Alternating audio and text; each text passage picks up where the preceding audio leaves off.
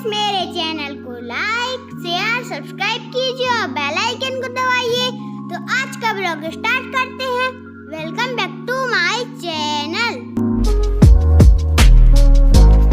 Hello everyone, कैसे हैं आप सब। आई होप कि आप सब अच्छे होंगे, खुश होंगे। और मैं तो बिल्कुल बढ़िया हूँ। और मैं आपको दिखा रही हूँ अपने यहाँ छुई मुई का प्लांट, जिसे लाजवंती भी कहते हैं, क्योंकि इसको छूते ही ये शर्मा जाती है, बिल्कुल मुरझा जाती है, इसीलिए इसको लाजवंती भी कहा जाता है। और मैं आपको दिखा रही थी, बहुत अच्छा मतलब देखने में लग रहा था, बहुत खिली खिली सी पत्तियाँ थी सुबह सुबह। तो मेरा मन किया कि चलिए आप लोगों को दिखा दूं कि ये देखिए किस तरीके से शर्मा जाएगी छूने के बाद, और फिर ऐसे हो जाएगी जैसे बिल्कुल से सूख गई हो। तो ये होता है सुई मुई का जो, और देखिए आप मतलब प्रकृति का जो इसे कहते हैं चमत्कार। तो मतलब देखिए आप छूते ही शर्मा जाएगी। और फिर इसके बाद देखिए मैं यहाँ पे ही बाहर वाले एरिया में ही थी, तो फिर आ गया था, ऐसे आवाज़ आई टन टन की। बचपन में इसी तरीके से भागते थे हम लोग जब आवाज़ आती थी। तो ये आवाज़ आप लोगों को भी जानी पहचानी लगेगी। जब हम लोग छोटे थे तो हाथी आता था, तभी ये टन टन की आवाज़ आती थी। तो देखिए हाथी आया हुआ हमारी गली में, तो मैंने सोचा चलिए थोड़ा सा वीडियो बना लेते हैं। और ये वीडियो मैंने संयोग के लिए बनाया था, क्योंकि ये बच्चे स्कूल चले गए थे और बच्चे बहुत खुश होते हैं इसको देख के। और जब हम छोटे थे तो हमें भी बहुत खुशी हुआ करती थी हाथी देख के। तो मैं कुछ पैसे दे रही हूँ, और मैंने तो सेब रखे हुए थे तो खिला दिए थे, केले तो थे नहीं। तो और इसके बाद देखिए कुछ दान दक्षिणा जो आपको देना हो दें, क्योंकि इनका होता है कि इनको गेहूं वगैरह जो भी है दे देते हैं। वो कह रहे थे कि आप गणेश जी के पैर छू लीजिए, तो मुझे डर लग रहा था। तो इस तरीके से मैं कह रही थी कि मुझे बहुत डर लग रहा है। तो ये देखिए फिर मैंने घंटा भी बजा दिया था और पैर भी छू लिए थे, क्योंकि और फिर ये देखिए ये आ गई हैं, ये आ गया है हमारे जो पड़ोस का नन्हा शहजादा कह सकते हैं जिसको, हमारे मोहल्ले में। तो इसको भी पैर देखिए ये छुपा दिए। और ये मोहल्ले में सबसे छोटा बच्चा है अभी, तो सबका लाडला है। और अब तो एक और आ गया है, लेकिन वो तो ऐसा है कि बेटियों के बच्चे कितने दिन रहेंगे, जितने दिन बेटी रहती है बच्चा रहता है, उसके बाद चले जाते हैं। ये यहाँ परमानेंट वाले हैं। तो ये देखिए मैं इसको ही प्यार कर रही थी। और हाथी बस यहीं आगे तक यहीं तक जाएगा, फिर यहाँ से बैक हो जाएगा, क्योंकि एक गली में ही हमारा मतलब वो है, ये कुछ घर बने हुए हैं, बाकी के मतलब 5-6 घर बने हुए हैं। मैंने इससे कहा कि तुम भी छू लो, तो वो डर रही थी, तो मैंने कहा कि नहीं मैं डर रही थी तो ये मुझे हौसला दे रही थी, और जब ये डर रही थी तो मैं इनको हौसला दे रही थी कि नहीं नहीं कोई बात नहीं, वो नहीं कुछ नहीं करेगा। और ये मुझे भी ऐसे कह रही थी कि कुछ नहीं करेगा, बूढ़ा हाथी है और ये देखिए वो डर रही थी, नहीं जा रही थी पैर छूने, मैंने ज़बरदस्ती भेजा। तो ऐसा होता है कि मतलब दूसरों को तो हम बहुत ज्ञान दे देते हैं, जब अपनी बारी आती है तो फिर असलियत सामने आ जाती है। ये मुझे बहुत ज्ञान दे रही थी, कुछ नहीं है, हाथी है, वो थोड़ा ना कुछ करता है। और फिर अपनी बार इतना डर रही थी पैर छूने में। तो ये देखिए अब ये वापस आ रहा है, तो मैं वापसी का दिखा रही हूँ आप लोगों को। तो इस तरीके से हाथियों को हमारे यहाँ ऐसा ये देखिए अब छू लिया, क्योंकि वो चला गया था।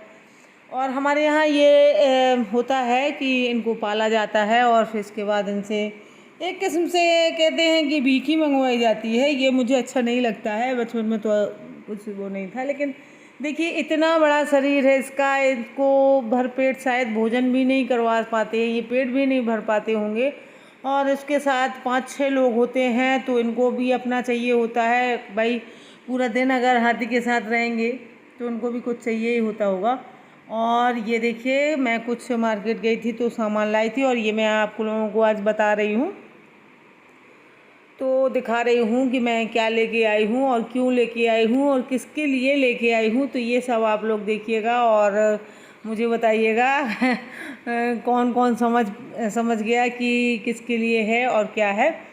तो बहुत अर्जेंट में मार्केट जाना पड़ा, क्योंकि सुबह मुझे ये सारा सामान भिजवाना था कहीं, तो जिसके लिए लेके आई हूँ उसी के पास भिजवाना था। तो मैं आप लोगों को दिखा रही हूँ।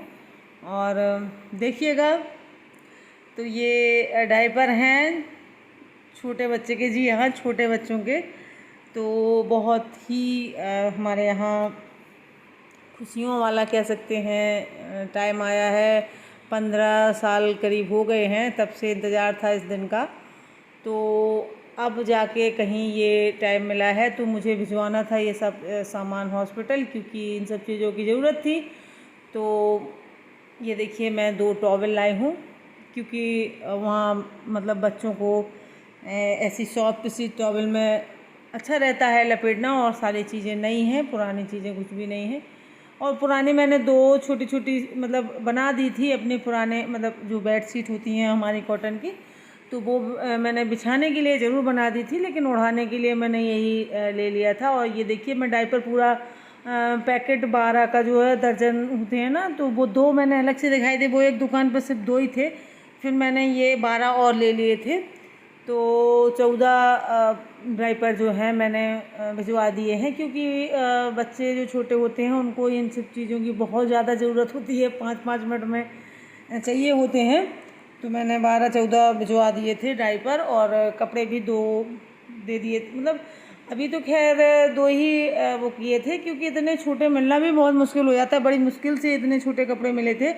और हमारे यहाँ एक रिवाज और होता है कि नए कपड़े जो हैं बच्चों को, कोरे जो जिसको कहते हैं, वो नहीं पहनाए जाते हैं। लेकिन अब हॉस्पिटल में बच्चे होते हैं तो वहाँ पे तो नए ही पहनाए जाते हैं। तो मैं नए 2 ले आई थी, और लेकिन बस कलर दोनों का एक जैसा ही था। तो ये मैंने भगवान जी को भी गुनगुन से कहा था, क्योंकि अभी हमारे यहाँ तो पूजा वगैरह हम लोग तो करते नहीं हैं।